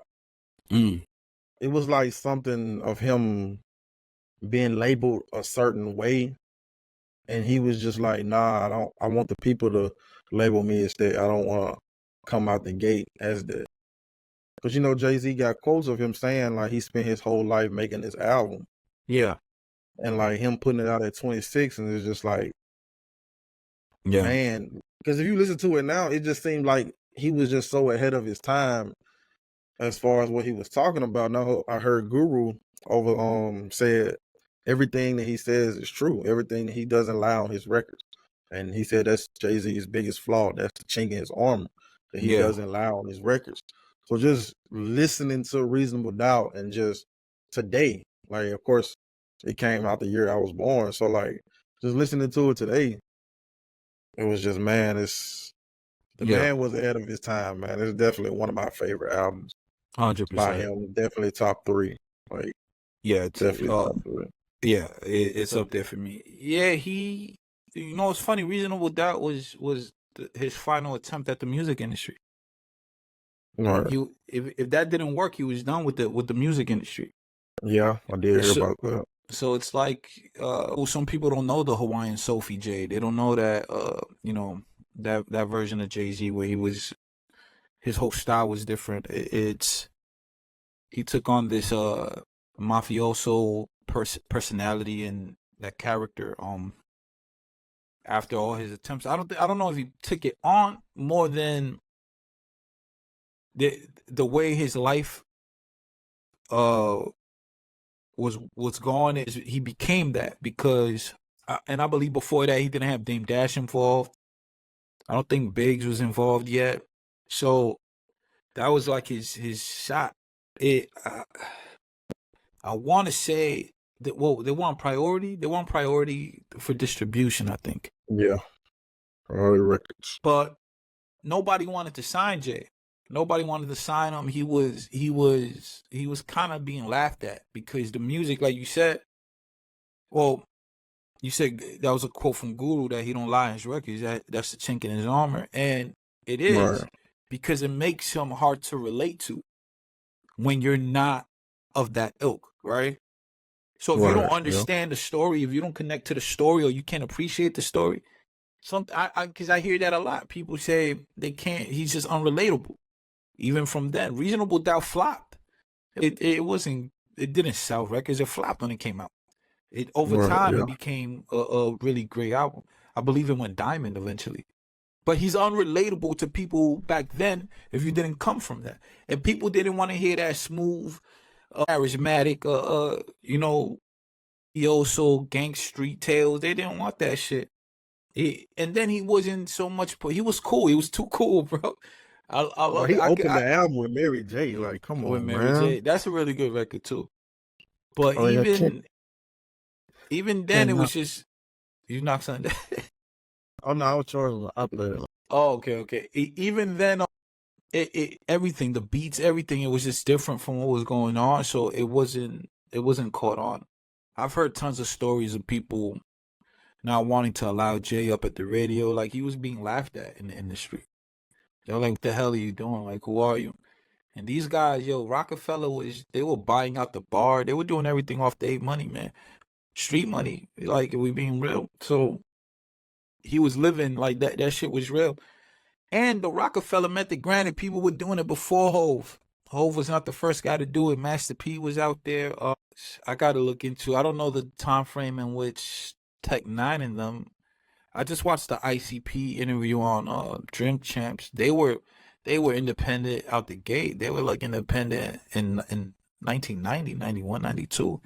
So they were early to it. I think Hove comes out later. I think Hove goes independent after After 93, right? What year did Reasonable Doubt come out? 96. 96. So look, Hove didn't get in the game till 96. ICP and St. Clown Posse was independent already. Master P was independent already. Esham from out in Detroit was independent already. That dude was selling records out the trunk at 16. You know, did everything independent. So it's he wasn't the first to do it, but he was the first to make it cool. Like these dudes were really living like that. So shout out to Hove, man. Shout out to Rockefeller. Shout out to Reasonable Doubt, one of the greatest hip hop albums ever. One of the greatest albums ever. Like it's one of my favorites. But man, Cam said some shit, bro. Even though I think the clips that were floating around were kind of out of context. But did you hear it? Fucking thumbs up. Did you hear the Cam comments? Which one? Because it was one I read, I seen the other day, but I cannot totally remember. So Cam, he said Hove doesn't love hip hop, or doesn't love hip hop as much as Nas, or like he said Hove loves business. Like he's a business guy. I hear that. Yeah, He cares more about the business and his money more than he does hip hop, and he was comparing it to Nas, saying Nas loves hip hop. And that in context, this context to this. The context is that Hove didn't do anything for the 50 years of hip hop celebration. But he did something for what is it, Tom Brady. He performed at the Tom Brady show. So that was the context, and I think even that was based off of what somebody else said. He would say Nas loves it. Cam said Nas is a money guy as well, but Nas loves hip hop so much. So Nas is gonna make the documentaries on hip hop. You know, like because Nas has done a couple joints. He did the show on Netflix. Nas is very involved in the hip hop culture. He will always be. Nas is gonna be a staple in hip hop forever. You can see the one of my greatest influences. I love Nas. My son is named after Nas. So Nas is a staple in hip hop, right? And the importance that he's in the. So is Hove. And Cam was just saying that Nas is passionate. He loves it so much, so he does things for it. He's so involved in the culture. Where he said Hove is more business minded, because Hove puts the culture in the NFL. You know, the halftime show. Hove propels the culture. From a business standpoint, from you know, like he makes it very he's put hip hop into places where we didn't think it would be, you know. Right. And that's what he was saying. I think the clip that was flying around was kind of making it seem like he was pitting them two against each other. Like Hove likes, you know, Hove is not doesn't love hip hop and Nas does, but the full clip he goes a little bit into detail of it, and I think he's right, and I love Hove. I think he's right though. I think Hove is more business oriented. I mean, the famous line, "I'm not a businessman, I'm a businessman." What he's done business wise for hip hop and the culture is unprecedented. Is incredible, right? There's no title without Hove. There's not to the extent of where it's at. Is hip hop doesn't exist in some spaces if it's not for the moves and the certain things that Jay has done. So maybe I don't know if he doesn't love it as much, but I think his focus on how to evolve the culture is just different than it is for a guy like Nas. I don't even think that should be compared, honestly. But I see why Nas is so involved in it from a creative standpoint and a passion point, because he is hip hop. You know, he's like the epitome of what hip hop is. He's like that kid from the projects who, you know, like his whole identity, not his whole identity, but a big part of Nas's identity is being that kid in hip hop. You know, his story about like I'm fucking up right now. Rocky Shantae, what's her name? Shit. Roxanne Shantae. Roxanne Shantae, like he has this story of Roxanne Shantae coming up to him as a kid, you know, and him rapping for her and her being like, "Yo, I want to hear you get better every time," you know, like. I think they put that on the film. Yeah, they did on the Roxanne Shantae film. So he was at the end, the little kid at the end. So it's like he's this figure in hip hop, right? Like this, he's just part of the culture in a different way. Where Hove has kind of always been business minded. The thing that leading Hove into it was always business. I think Hove loved hip hop. He loves hip hop, but he was always a business guy. So like we just said, he started in the game as an independent. Like he started with a game changing move in the business sense, you know. So I think Hove is important for the culture, man. I love Hove. Oh Maybe he yeah, doesn't. Maybe he doesn't love hip hop. yeah. I think well, 2 points. If it was ever anybody that would start and run that type of coalition or group for hip hop, it would be Nas. I think Nas would be at the Yeah. forefront of that. And so, like, I do agree with your point. I do agree a little bit with Cam's point. I think he's still in love with hip hop. I think he understands that there's a bigger play involved with our people. And that's with Yeah. his relationship and his partnerships with Reform. That's his partnership with the NFL and Mm-hmm. things like that. And just title as well. Like, and he has a line, it's just like all us blacks got is sports as entertainment and things like that. And I think he has a deep level of understanding and Yeah. things like that of the bigger picture involved when it comes to music, when it comes to Reform, when it comes to film, and just as a culture in general. So, like, as Yeah. far as the hip hop thing with the Tom Brady situation and the 50 hip hop, we don't know. We'll never know the situation around that. But I do know the there was a clip I seen today of Jay-Z accepting the award, and he talked about Big Daddy Kane. He talked about Yeah. LL. He talked about KRS-One. He talked about what these guys represent to him, and you can tell and you can see it in his eyes and hear it and hear the tone in his voice that hip hop will forever be instilled in him. He will Yeah. forever instill hip hop into his children. He will make sure that his children's children are instilled in it. And I know he mentioned that he'll give his masters and his royalties to his children, and whatever they decide to do with that, that's up to them. Like I remember him alluding to that. So Yeah. as far as that notion of hip hop with Jay-Z, like he understands that there's a bigger picture involved. And that's just allowing evolution to set in. Like of course Agreed. I feel the same way towards Nas. It's just you see Nas on the forefront Of hip more, hop. Yeah. yeah, of hip hop. So you're gonna have that analogy and things like that. It's like the Magneto and Professor X situation. Yeah. Like Yeah. that's how you can look at it. It's like the Magneto, Professor X, or Martin Luther King and Malcolm X and things like that. You can look at that analogy, and that's how you can look at Jay and Nas. Like, of course, they had their back and forth in the history, but they also have a better understanding of, okay, if we come together, we're going to create something magical. Whether it's the Success record, whether it's on Yeah. The Sorry I'm Not Sorry Not Sorry. Sorry Yeah. record, whether it's these things. So I feel like Jay-Z has a deeper level of understanding that, okay, let me get into this do say, let me create this technology company and form it with music and create title. Let me get into Reform. Like that's one of I tip my hat off to Jay-Z by being involved in those type of things with S. Carter Enterprises and the nonprofits that he has, or the foundation, the nonprofit that he has, and things like that, and intertwining that with his mother and just doing Yeah. the groundwork and things like that. Because at the same time, like you're not going to look at Jay-Z as someone that's going to be on the front line. You look at him more as the guy that's pushing the button Yeah. and to make the system go this, that, and this and that.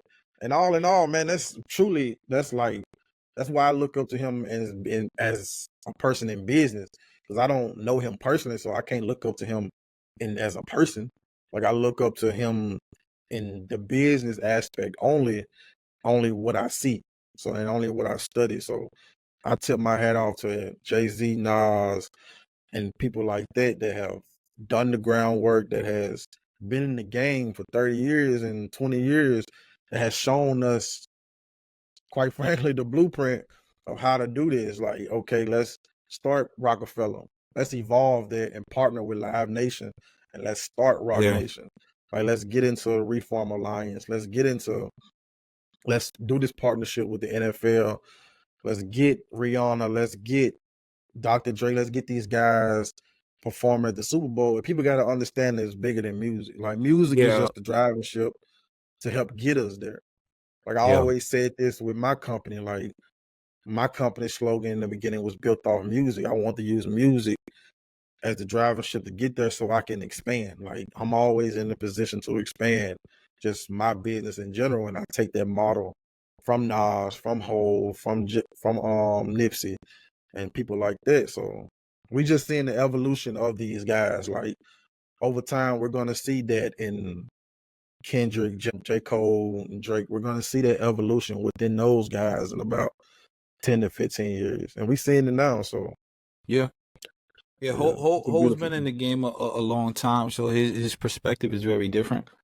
Like, I think as far as the culture goes, I mean, with Nas is a business guy too, but yeah, Jay Oh yeah, has he just, I guess that's more of his thing. There was damn, you were saying something I wanted to comment on, but I didn't want to interrupt you. Um, Jay, Dan, let me see what you were saying. Uh, just to tag on, I don't think Jay's. I think Jay's purpose is you were saying this. Jay's purpose is bigger than just music. He like speaks from a very like a cultural place and even a humanity place. 444 wasn't about hip hop. It wasn't about music. 444 was about the improvement of our people. It was right, about the mental health of our people, emotional health, our family. Like your family structures, your legacy. It's definitely bigger than hip hop, and I think Hove ultimately will go down as somebody as a figure in our community, in our people, in our history books, not about that having nothing to do with hip hop. You know what I mean? If right. given what his trajectory is from where he's at now. But and remember, Hove was an early investor in Uber, early investor in a lot of businesses that people, unless you dig into his venture company, you don't really his venture capital company, you don't really know all the things he's actually been a part of from a business standpoint, and even the things that we don't see that are not public, that are in private records. So he pulls a Right. lot of strings, man. That reform program, yeah, that's a big thing too. That speaks for itself. Oh yeah. The films he's made, the documentaries he's made. Hove has been part of some really cool projects, media projects. He did that documentary on the Khalif Brown, right? Khalif Brown. But that was big to me because that happened in New York. That was the kid who got sent to Rikers for like 2 years or something. Then they dropped the case and he ended up killing himself from Damn. all the trauma that he dealt with and while he was locked up. And he was innocent, and the justice system is so fucked up, especially in New York. So that story hit home for me, and I love that he put a spotlight on it. Ho was the guy going at Zimmerman where he said they killed Triple X and they killed Triple X, but they let Zimmerman live. The streets is done. Like, he makes these statements that are powerful. That I think over time, and even now over time, we're gonna see Hove evolve into something way bigger than music. He is now, but I think we're gonna see it for that. Just give us one more album. All I ask for is one. I will be fine without it, but just give me one more album. One more album. I think he'll put something else out. I think so, because we haven't heard the Hove after 444. Right? Was Yeah. 444 the last joint? Yeah, it was. He did The J the album Electronica, I with don't. Beyonce and J Electronica. I think all that was done in the same time frame. I feel Yeah. like the J Electronica one was kind of old. A lot of those records were old. Maybe he did new verses.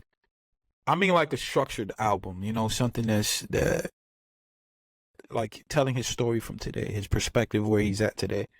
I would like to see that. Yeah, I need another album.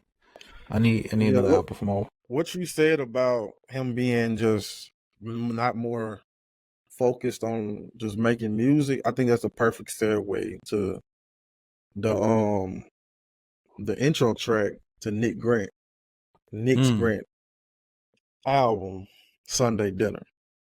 Yeah.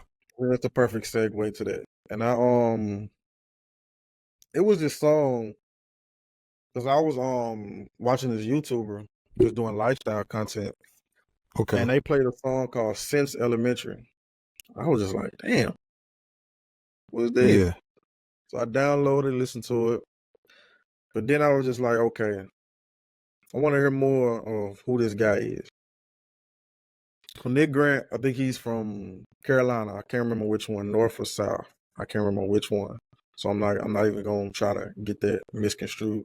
So yeah, like he released the album last year called Sunday Dinner, and he released the deluxe this year, the deluxe version.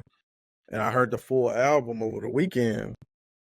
And I know I talk highly about the Vince Staples album. I talk highly about the Rhapsody album. But man, Yeah. it I think this one is takes the cake, man. this definitely Takes the Cake is just the best album that I've heard this year. And it's just like, just man, this is he really took me through his life story. He really took me through like just him growing up and things like that. And that's why I mentioned the first song, Don't Worry About a Classic. Yeah, that's the name of it. Worrying About a Classic. And he alludes Man. to just people asking about the album, asking about this and that, and then he talks about just him trying to save his people, him trying to handle these personal things, and people worrying about when his album coming out, when this and that. Like my life's mission is bigger than just this music. Mm-hmm. So I was just like, okay, I really understand. I really understood where he's coming from as far as, okay, I can use this music as a tool to spread my message, but I need y'all to understand that the message that I'm like just conveying to the world is way bigger than this. The Mm. music is just the microphone and the tool that I'm using to get you there. So once I have you here, like, okay, this is what I'm doing, like just saving my people. And someone else had a line kind of similar and things like that. I can't remember who it was, but yeah, just that. I'm not gonna label this album a classic. Like that would be very. I just like as I talk about the first song. That's fine. But like Oxymoronic. that's very, very. This is a very, very truly a beautiful piece. This is a beautiful piece of art. Yeah. And the way he painted it from the beginning to the end of every record, and like the Be a Chicago Kid feature that he has and things like that. And I was playing a record on my run this morning, and it's just, man, just the way, like just conceptual wise and just the topics, the things that he talked about, and his Breakfast Club interview with him just breaking down certain records and like, okay, I see this, I understand, I get this.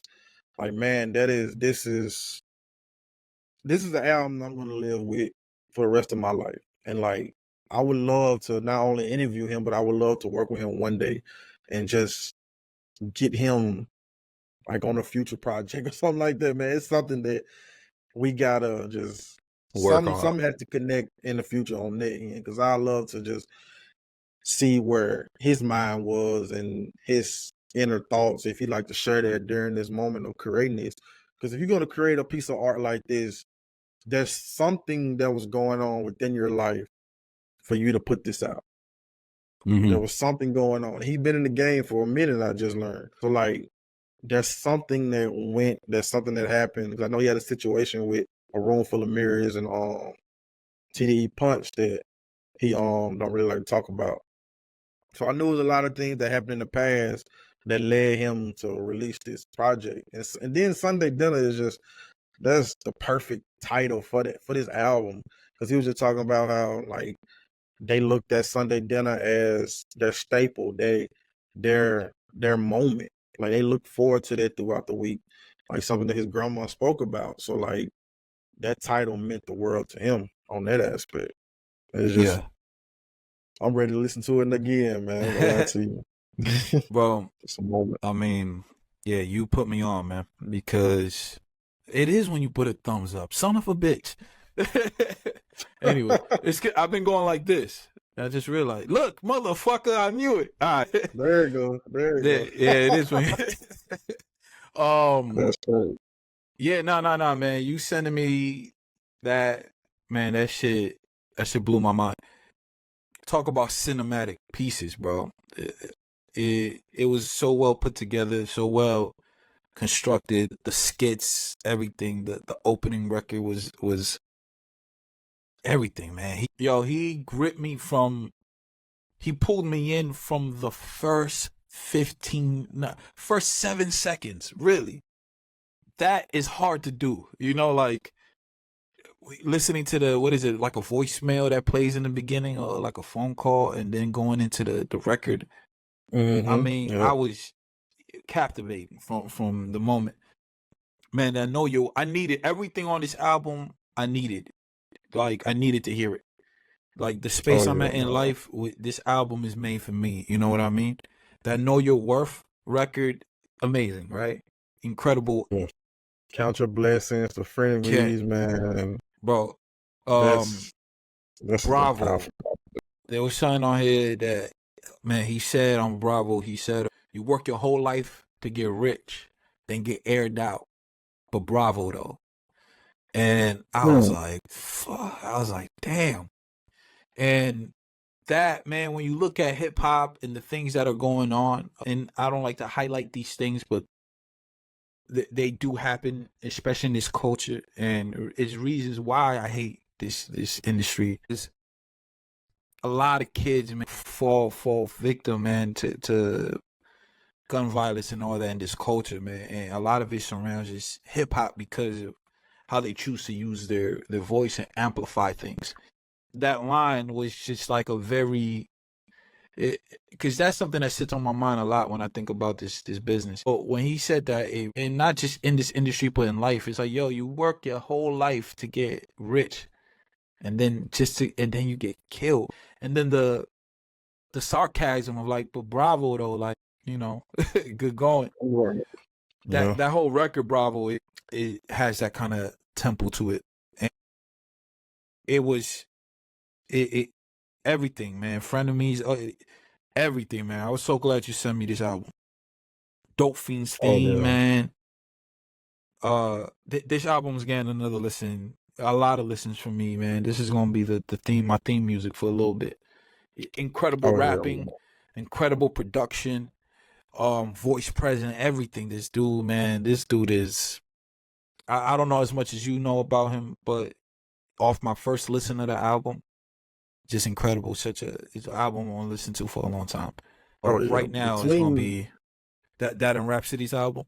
Yeah, I would say between this and me watching Snowfall, man, I got a dangerous level of motivation right now, man. And that's all I'm gonna say with it. That's all I can say publicly about it. It's just a dangerous level of motivation. And that shit put a battery in my back, man. That album put a battery in my back. I needed that, bro. I'm telling you, listen, man. I was driving. I had this album but loud. I had my shit going loud. I had the windows down. Oh, you was hearing Nick Grant yesterday. Yo, you was hearing him. I had the windows. It's hot as hell out here. I had the windows down. I'm like, nah, the streets got to hear this. Oh yeah, got to. Florida got to hear this. I need you to know who I'm listening to when I'm driving down. That's the energy I was on. It just felt. It was so good. It was so good. Shout out Nick Grant. Incredible. He definitely got a new fan. I'm gonna be tapped in to everything that's going on with Nick Grant. Oh yeah. Go get that album. Man. Well, industry tips of the week we got today. You didn't want to talk about the GoPrint Journal and I that was on and the Black Gold EP. Oh yeah, I can touch on that real quick. So yeah, man, I'm currently on the 3rd issue of the GoPrint Journal, and I just want to do a quick reflection just on the process of it, and it's just from the interview I did with Zevin and the interview I did with DJ Clark, a local gym owner. Dope, man. Dope. That dude is ill, man.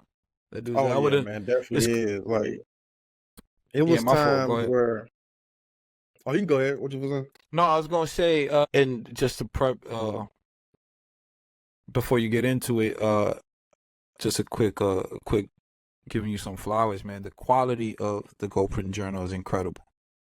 Yeah, appreciate you, man. Yeah, Appreciate you. that it looks amazing. It's good writing, all that.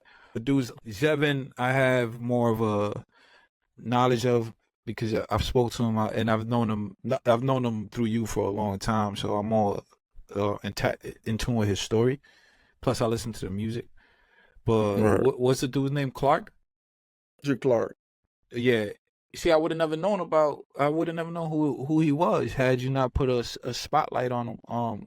And that dude deserves a spotlight. I'll just say that Oh he yeah, man. deserves a It's spotlight, all man. like usually when I'm doing a journal and doing a piece like that, it's all selective. So I really just choose the person Yeah. and things like that. And just the moment that Zevin shared throughout his interview, he talked about certain lyrics from the gospel record and just things that he witnessed and things that he'd been through throughout his spiritual journey and just transitioning into Christian hip hop.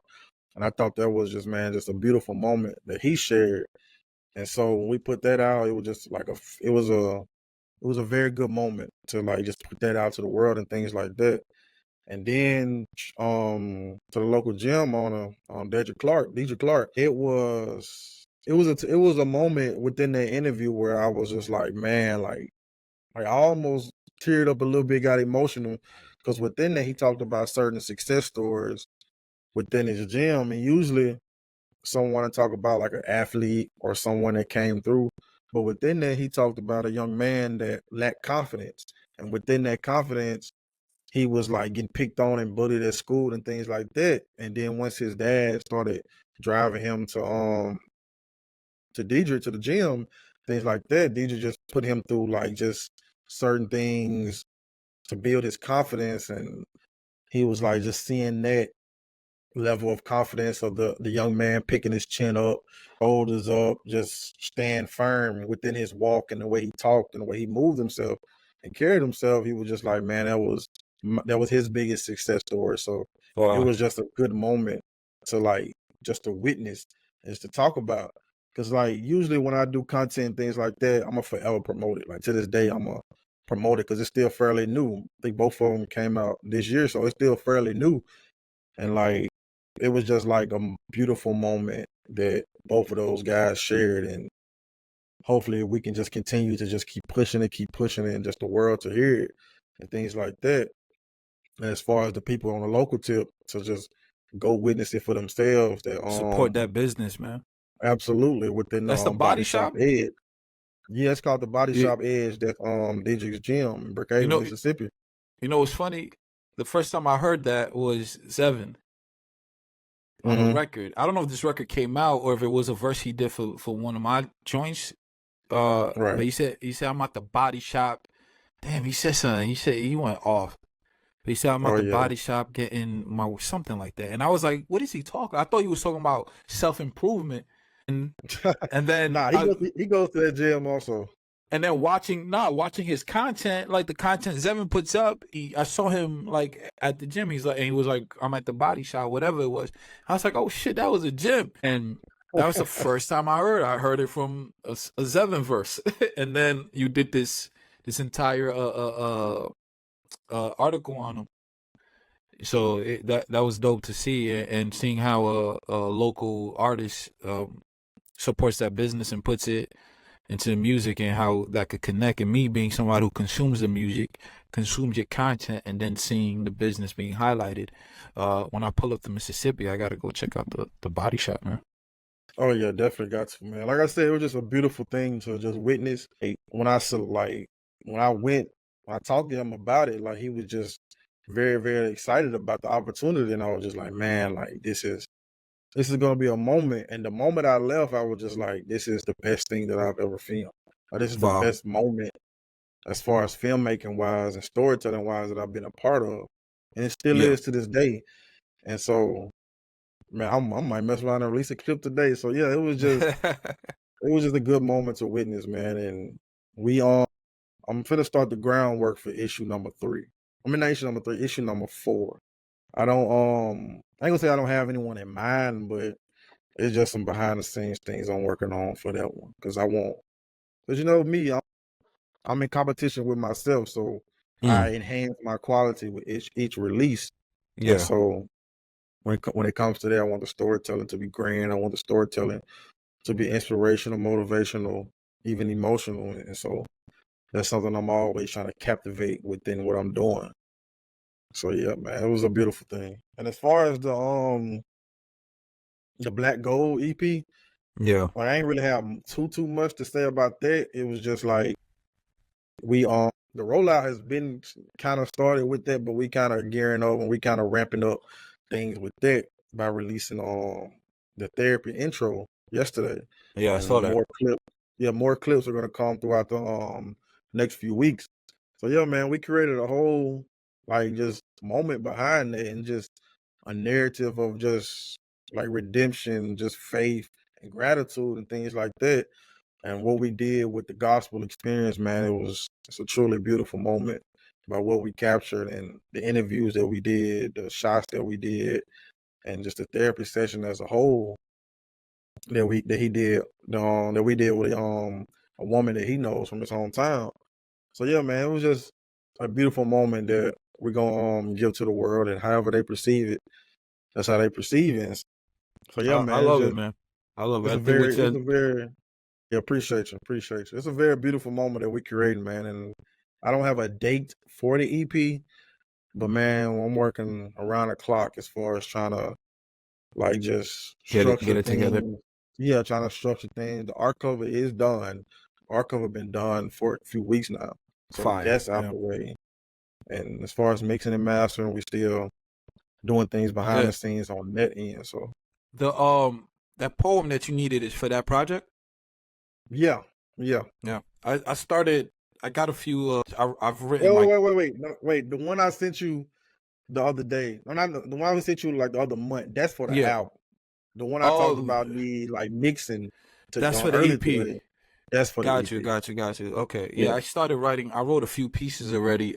I'm still finding the right one before I like lay anything down. Right. Just filling it out. But I just to update on that, I've put together like 4 or 5 pieces. Yeah, man, can't wait to hear that. Can't Because wait I to hear just that. I keep rewriting, trying to just get it right. Because it got to be perfect, man. I know you big on quality, man. I know you big on that. So I'm trying to give you something that is supreme. That's coming from me. Yo, but just yo, this is what I wanted to see from Zevin, man. I just want to say that I know me and you have had a lot of conversations about how to what's the route that you want to take, and that on your end on your end as what you can do to help him as an artist and really put him out there. But these are the things, yeah, in those conversations we talk, these are the things that I was hoping to see. And I always knew that you could put the lens on it and kind of bring it out. But I love seeing this. I love you're really getting to know Zevin. You're really getting to see not just the music, but the mind behind it, the person behind it, storyline. Like the story building is definitely one of your talents, man. Because you're creating this thing around him where it's like, okay, you're getting to see it. You're getting to see the transformation. You're getting to see what it's like to, go from whatever space he was in to where he's headed. It's you can see it, and that's dope. I love learning Yeah. more about Zevin. I love seeing him in such a higher quality place when it comes to the content and the music and all that, man. So applaud you on that, bro, because yeah, Oh yeah, I it's, appreciate you, man. I it's coming definitely together. appreciate it. It's definitely coming together. Yeah, definitely that. Definitely that. Well, that's a perfect way to get into the industry tips of the week. You want to get into it, or you want me to get into it? You can get into it. You can get All right, into it. cool. All right, so the industry tips of the week are, I gotta think of like some catchy jingle way to do this shit, but industry tips of the week are: know your audience, identify and understand your target audience, use demographic and psychographic data to tailor your marketing efforts to their preferences and behaviors, engage with your fans, Foster a strong relationship with your fans by responding to comments, hosting Q&A sessions, and creating interactive content. Engaged fans are more likely to support your career and spread the word about your music. Build an email list. Collect email addresses from your fans and send regular newsletters and with updates, exclusive content, and promotional offers. Email marketing is a powerful tool for maintaining direct communication with your audience. Develop a marketing plan. Create a detailed marketing plan that outlines your goals, target audience, budget, promotional strategies, and timeline. This plan will guide your efforts and keep you focused. Utilize the marketing mix. This is an important one, guys. Apply the 4 P's of marketing: product, price, place, and promotion. Strategy. Use content marketing. Create valuable content that resonates with your audience, such as behind-the-scenes videos, tutorials, blogs, and live streams. This keeps your fans engaged and helps attract new listeners. Optimize your website. Ensure your website's professional, easy to navigate, and regularly updated. It should include your music, bio, tour dates, merchandise, and contact information. Guys, a lot of the tips for this week I wanted to put together around marketing and audience engagement, and because I feel like that's a very, very, very understated thing. Even though we live in a lot of artists with great content, with great music, don't have the outreach, and they don't plan accordingly. They don't market it accordingly. They don't build one of my personal experiences was dealing with an artist who had really good music, but the engagement was off. He didn't market properly. He didn't build an audience. He thought that his friends and his followers were his audience, and that is a great mistake. Just because you have 5,000 followers doesn't mean you have 5,000 fans. You have to build an audience, and that requires engagement. That requires marketing. That requires promotion. Understated things like the emailing. I know that seems like a dead art, but it's very important. Darrell I get newsletters from Darrell almost every month or so. Like newsletters are still important. It's still newsletters, email. Having that is your direct bridge to your fan base, to the people that you're connecting with. So I wanted to highlight those things in the tips this week. Yeah, man. What do you think, bro? I mean, yeah, you really hit the nail on the coffin as far as the just explaining things like that. Because when it comes to music, like I always tell people, there's avenues and things like that you can do for free. Or there's plenty of ways that you can market your music for free. But oftentimes you're gonna come across certain situations to where you need to come out of pocket on certain things. And I always tell people, just find someone that you know and just talk to them about the vision and things like that, and just bring them on the journey that kind of do things that you lack. And as far as just websites, emails, and things like that, again, man, just invest in your career. Invest in your career, because the things that you do today are going to be a direct reflection of your career 5 years from now, 10 years from now, a month from now. Like, we all have a cell phone. Everyone has a cell phone. There's platforms like CapCut, there's platforms like Canva, things like that you can create endless amount of content on. There's platforms like Squarespace, Shopify, things like that you can pay $30 a month on. Yep. There's platforms like Namecheap where you can get a domain for $11 a year. Wix. So there's platforms out there. You can build an entire website on Wix. Absolutely. So there's platforms out there that you can utilize to be able to set the foundation for your business. But ain't none of that gonna work if you don't market yourself. And none of that gonna work if you don't put the same amount of effort that you do making the record into marketing. Because marketing is a whole different beast. You may think you have this fire product and things like that. Like, throw the similarities at the drug game, as the music game. You can have the dopest product on the block, on the street, in the state. But if you're not marketing it right, then it don't mean nothing. Like, there's always going to be somebody down the line of the competition that's selling their product at a better rate and at better quality. So then what you do? What you going to do then?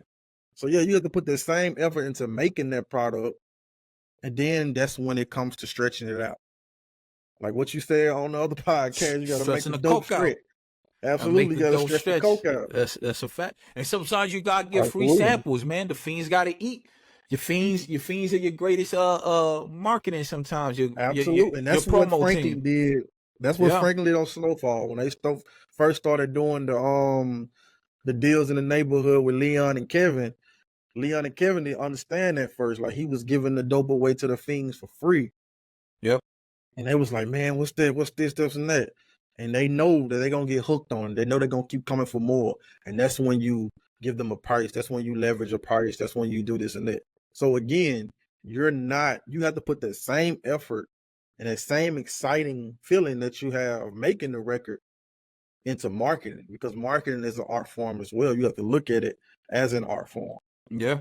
Like Agreed. a tree fall in the middle of the forest, don't nobody hear it. But in the day, if your music I hate trash, this argument. then music trash, then It don't even matter. just keep making it, bro. But just keep making it. Just keep doing your thing. Just keep doing your thing. If your music is trash and you don't market, you super fucked. Oh yeah, we need to change. You need to have a conversation with God about that. Long conversation about it. It's truly what I'm meant to be doing. Yeah. But at the end of the day, people are so blinded that they think that their music is good, and people tell them it's good. So like they forever gonna be blinded by it. But that's a whole other conversation that I ain't trying to get on. Get into then I right start, now. I start throwing grenades. So like I ain't trying to do that. But yeah, man, just put that same effort you have into making that art, like the same effort that I have into creating this film, creating this storytelling, developing this album. Shit, I probably put the 10 times more effort into the marketing side as far as what I need to do to put it out. But there's also other avenues that I need to do personally to put it out. So like to market it as well. Like, so yeah. Well, man, it's been another episode of the I Hate This podcast. Shit. This has been all right, hold on. I hate this podcast. I hate this industry podcast. Yeah. Hold on. Yo, this has been another episode of the I Hate This Industry podcast. I am your esteemed host, Stephen Almeida. That's my brother over there, Darrell Reese Jr. Yes, thank you for tuning in, listening. And we're gonna catch you next week. You gotta know yourself before you do anything, before you can make a record, before you can have an opinion. You gotta know yourself.